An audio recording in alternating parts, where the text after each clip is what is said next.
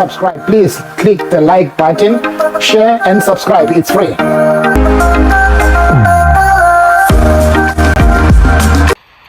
And then I read the sentence beneath that, which says, the witnesses stated that one of the accused was carrying a firearm purporting to be a revolver. Which witnesses mentioned that one of the suspects possessed a revolver? My lord, I may not recall the names, but they do indicate the witnesses, and I'll have to go through now the A1s if I must, so that I can specify. But the witnesses who were inside the house, they do indicate that the people were carrying some type of a revolver, a firearm with a wheel. And subsequently, there were statements taken by that investigating team to try and correct it, where people were also coming and saying they have no experience of identifying whether it's a revolver or not.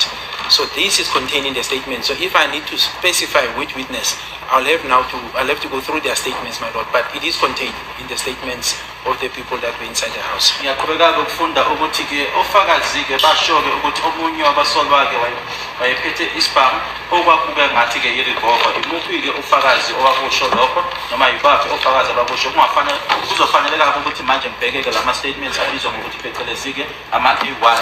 Kodwa ke uma ngabe babechaza ke babesho ukuthi omunye wabo wayephethe ke isibhamu ke esasi nesondo, kwafanele ukuthi ke futhi ke la kuphinde kuyolungiswa ke lokho la bashoyo khona ukuthi abazi ukuthi bona ngebhamu ukuthi bangasichazana. Kuzofanele kodwa ngibheke ukuthi ibaphi ofakazi abakusho lokho. Yes. For the sake of brevity, Brigadier, I am absolutely interested in the witnesses that mentioned in their statements that they saw what a firearm that is a revolver. But I'm not going to make you go through all the A1s in this court now. I'll pack it and I'll do that as a homework for myself and yourself, so that when we come on Wednesday next week, we revisit this point. I'll also go and verify of all the people that were in the house except the deceased, who says they saw a revolver, because this is a pivotal point in this case.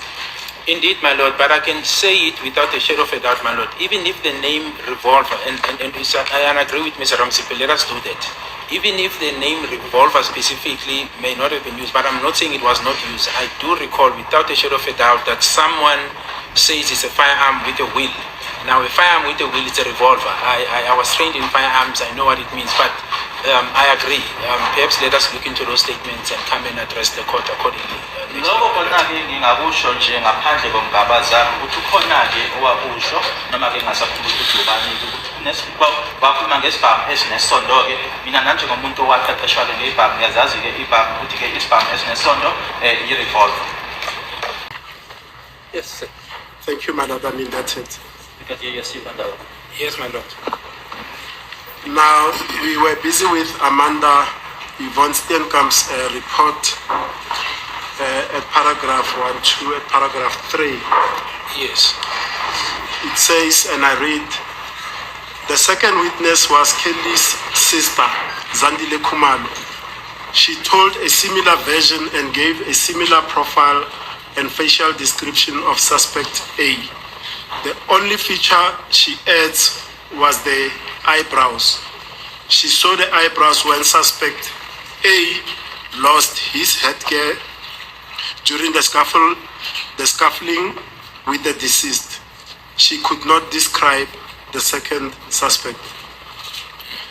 The third suspect I interviewed was Tumelo Madlala. It's spelled with a TH, Tumelo Madlala, who was much traumatized. He saw the scuffling between suspect A and the deceased. After hearing the gunshots, he ran off to one of the rooms. He gave a similar description of suspect A. I showed him Kelly and her sister's compilation, and he was satisfied with the ID kit. He could not compile the second suspect. The fourth witness was Mr. L.S. Twale. He gave me a similar description of what happened on the scene. He saw a scuffling between suspect A and the deceased. After hearing the shots, he ran out to look for help. He could not describe the second suspect. At page 5, the fifth witness was Mr. Tima Makeleni, residing at Mozamo 3942, compiled the face of suspect B. He saw 3 unknown males in the vicinity of a gas station busy on their cell phones. He saw them again at Kelly's mom's house. Suspect B stood at the gate. He gave the following description: African male, age 25 years, 1.8 meter tall, slender build, medium brown complexion, clothing a black hooded top. Witness saw a golden insert in the upper teeth. The hairstyle is dreadlocks. Facial hair is mustache and a beard. Khumalo wabe esebabizela ngaphakathi ke ukuthi bazovalelisa bahlala phansi base bekhompa futhi ke uKheli wayehlezi eduze ke nasekhishini kathi ke ebona abalisa ababili abamnyama bengena endlini. Owokuqala ke noma ke ususpect A wabukeka yena ke engathi yena ke futhi owafuna ama cell phones kanye nemali. Lo msolwa ke yena owaza uKheli wabese umufike esejompa ke eyakuyena ke umsolwa uA noma ke ususpect A ila abalisana khona ke ususpect A kanye ke naye umufi. Emuva kwalokho ke uKheli wezwa isibhamu siqhuba kabili, wamchaza ke ngalendlela elandelayo ukuthi ke umuntu wesilisa iminyaka yakhe ke angaba kuma-20, futhi ke iskin sakhe ke noma ke ubuso bakhe iskin wengathi ke si dark brown, wayenama-dreadlocks ke ekhanda engenazo ibaza, futhi ke engenazo ney'nwele ebusweni, futhi ke enebholt ayenayo ke kwizinyo langaphezulu. Khuluma isiZulu, wayegqoke ijacket eyayi-brown kanye futhi ke eyayinekhola. Wayengabe ngendlela abayibukeka ngayo ke wayengabukeki eclean. Ususpect A ke wangena ke qala endlini, uyena owayephethe i-revolver endala emnyama ngombala. uKheli ke akakwazanga ke umchaza noma akazange akwazi umchaza ke umsolwa wesibili. Emuva ke kwalokho waneliseka ke ileyo ID kit leyo, futhi ke wamdweba ke enesigqoko. Futhi okwesibili ke ufakazi engakhulumisana naye kwakuwuZandile, udadewabo uKhumalo, uZandile Khumalo. Naye ke wangitshela ke okufanayo nalokho ke nalokho engangisengikutsheliwe mayelana ke nobuso bakhe umsolwa wokuqala. La ahluka khona ke wangeza ke yena ukuthi ke wayenamashiya ayenawo ke wawabona ke, futhi uma ngabe kwabuka isigqoko kathi ke elwisana naye umufi, naye ke akazange akwazike ukuthi amchazeke owesibili umsolwa. Owesithathu ke umuntu engakhulumisana naye kwaba uyena uTumelo Madlala, naye ke owayengaphathekile kahle wabona kunokulisana phakathi kwakhe umsolwa u8 noma owokuqala kanye nomufi. Emuva kokuthi ezwe ukuqhuma kwesibhamu wabaleka-ke waye kwelinye lamagumbi endlini, naye-ke wachaza-ke ngendlela efanayo-ke mayelana naye ususpect A. Ngamtshengisa-ke lokho engakudwebile noma engakutshela uyena-ke uKheli kanye nodadewabo, naye-ke wayenelisekile-ke ngayo leyo kit. Akazange futhi naye-ke wayengekho kwisimo noma engakwazike kumchaza owesibili umsolwa. Owesine-ke engakhulumisana naye ufakazi kwaba u-LS Thwale, naye-ke wangichazela-ke ngendlela efanayo noma washo ngendlela efanayo mayelana nalokho okwenzeka kwindawo yesigameko. Wabona-ke kunokulisana kwakukhona phakathi kwa-suspect A nomufi. Emuva kokuthi ezwe uqhuma kwesigwami wabe esebaleka-ke eyofuna usizo. Owesibili-ke naye-ke akazange akwazike ukuthi amchaze. Owesihlanu-ke ufakazi kwakuwu-Mr. T Makeleni ohlala eNomzamo 3942, owachaza-ke ubusoka noma ukuthi waye kanjani-ke ususpect B. Uthi yena kumayesho wabona abantu abathathu angabazi abalisa abamnyama kwindawo-ke athi-ke yi-gas station bebhizi-ke kuma-cellphone abo. Wawabona waphinda wabona-ke futhi emzini kamama kaKheli. Ususpect B uyena-ke wayemi egeyithini wachaza-ke ngale ndlela elandelayo ukuthi-ke umuntu wesilisa omnyama angaba neminyaka ewu-25, 1.80 amamitha ukuba mude, enomzimba-ke omncane. Emchaza-ke ney'mpahla owayey'gqokile, i-black, i-top eyayimnyama, inehudi. Futhi-ke ufakazi lowo wabona-ke ukuthi wayenezinyo legolide la kumazinyo angaphezulu, ama-deadlocks, washo-ke nangemastachi kanye futhi-ke nentshebe. Futhi-ke ufakazi wabona-ke into esandleni sakhe-ke ekwakubukeka noma kwangathi-ke yisibhamu. Akazange-ke aphinde akwazi ukumchaza-ke. Owesithupha-ke kwakuyisiphiwe noma usiphiwe, yena-ke akakho nje akushilo kodwa nje washo ukuthi-ke wabona-ke imoto engabandala egreen noma blue eyi-sedan eduze-ke kwe-danger box. Abalisi ababili-ke babengabazi babehlezi emotweni kanye nabanye ababili ababengaphandle emotweni. Emuva-ke kwemizuzu nje embalwa-ke imoto yase ihamba. Kwasala-ke emuva-ke abathathu abalisa angabazi futhi-ke nabo bebhizi emafonini abo. Ufakazi ushilo-ke ukuthi wababona-ke bebaleka. Phambili-ke kwakuwumuntu owayenama-dreadlocks ephethe isibhamu esandleni. Abanye abasolwa base bejomba-ke ubonda. Mina-ke ukhona u-Colonel Spencer kanye nami-ke sasihamba-ke e-Phosphorus Combat Detectives ayobona-ke umama uKhumalo emzini wakhe. Saba nemhlolokhono nomama uKhumalo emzini kamakhelwane, naye wachaza-ke ngendlela-ke efanayo mayelana naye umsolwa wokuqala noma-ke ususpect A. Ngimtshengisa-ke lokho njengoba-ke okushiwo abanye ofakazi, washo-ke naye ukuthi ukubona-ke ukufana ebusweni. Abanye abasolwa abakwazanga ukuthi abachaze. Thank you, Mr. Jonas. Now, Brigadier, the primary reason why I referred you to this statement, we were talking about the issue of the description of the firearm that some of the witnesses that were present in the house described to the police officers initially at the beginning of this investigation. That is correct, my lord. And indeed, if one looks at the paragraph on A46, the interview with Miss Kelly Khumalo, she does say it's an old revolver. Imbangela-ke brigadier yokuthi-ke ngifundeke lokho ingoba ushilo-ke ukuthi eqaleni-ke ofakazi bakhulumele-ke nge-revolver. Uma ufunda-ke lana-ke ku-interview naye-ke uMiss Khumalo ubhaliwe-ke lana ukuthi washo ukuthi kwakuyi-revolver endala. But furthermore, my lord, during the lunchtime, I had an opportunity to peruse some of the statement, not completely, but I can say A9 by Mr. Longwetwala, specifically paragraph 6, says it was a revolver. A9 paragraph 6, Longwetwala. Kodwa-ke benaso-ke isikhathi-ke uma sesiphumele-ke isikhathi noma-ke ilunch ukuthi kuyena-ke u-A9 ku-paragraph 6 ukuthi-ke libheke-ke i-document kodwa-ke angiyibhekanga zonke. A9 paragraph 6 yena-ke uLongwetwala uyasho-ke lapho ukhuluma nge-revolver. The same assertion, my lord, is also said by A10, Mr. Tumelo Madlala, in paragraph 5, where he says it's a 38 special when he described the firearm that he saw. A10 paragraph 5. Lokho-ke nabo kuyaphindwa futhi-ke uyena-ke uTumelo Madlala ku-A10 paragraph 5 yena-ke ekhuluma nge-38 especially. But what is prudent, my lord, is that subsequent to this statement, there were further statements taken where some of these witnesses were then correcting what was contained, where they said they got no experience with firearms, they could not have said that and all that and all that. But this is what was said initially at the beginning.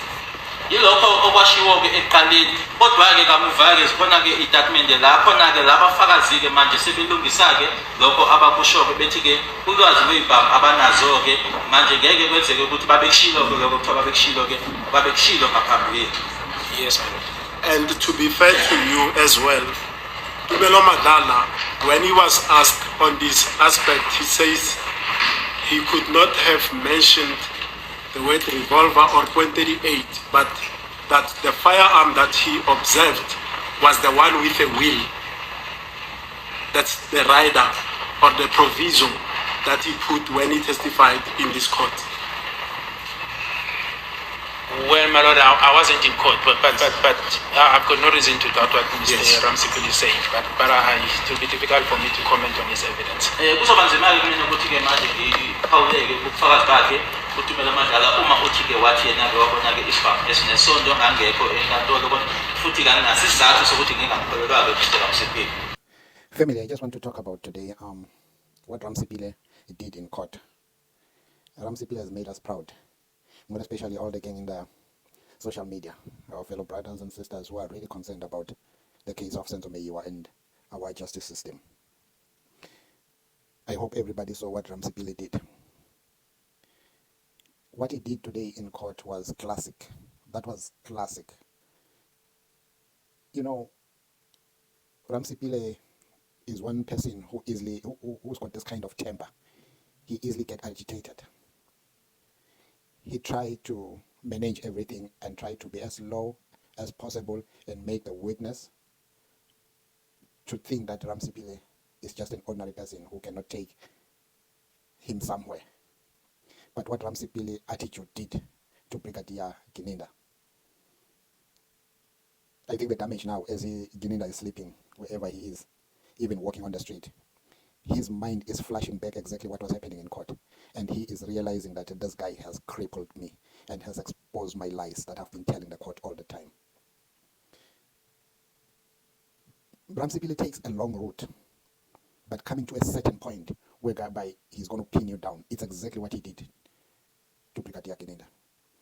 He took a long route, and he was pinning Gininda with his lies, with the statement, which is evidence that is before court, and there's no way they can deny it. The ground that Ramsipile is laying for the next defense, it's incredible. It's unmeasurable. He's very, very, very patient with Gininda because he understands Gininda, and he always makes sure that he let Gininda try to elaborate his point to his satisfaction, not realizing that this long elaboration of him, it's opening a lot of can of worms, and he is exposing himself, not realizing that he is exposing himself. You know why I say Ramsipile was so classic and he forced this guy to admit to the 38 revolver? It's the route he took, because he tried to read statements and made some statement to be read by him, Gininda, more especially the one which he wrote himself,